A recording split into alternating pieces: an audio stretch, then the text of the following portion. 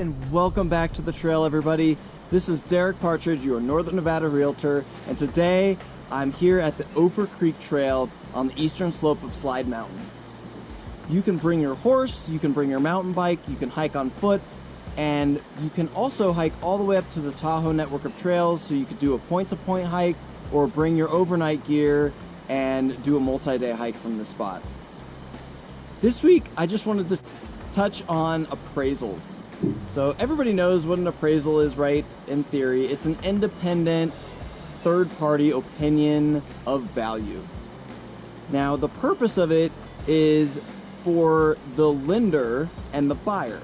So this helps the buyer not overpay for the property based on the market, and it also helps the lender base what the maximum amount they will lend on the property.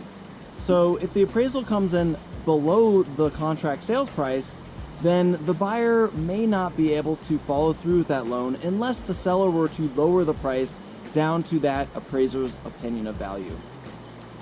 Then on FHA and VA loans, there's another layer due to health and safety regulations where they need to follow HUD guidelines for livability and occupancy of the home. So these are things like tripping hazards, lack of railings on stairs, broken windows, or peeling paint, especially in older homes with the potential for lead-based paint. So these are kind of some things to pay attention to depending on the type of loan product you're going with. And if you have any other questions about the appraisal process or buying or selling a home, please let me know and I'm happy to help you out. In the meantime, I hope you all are staying healthy and safe.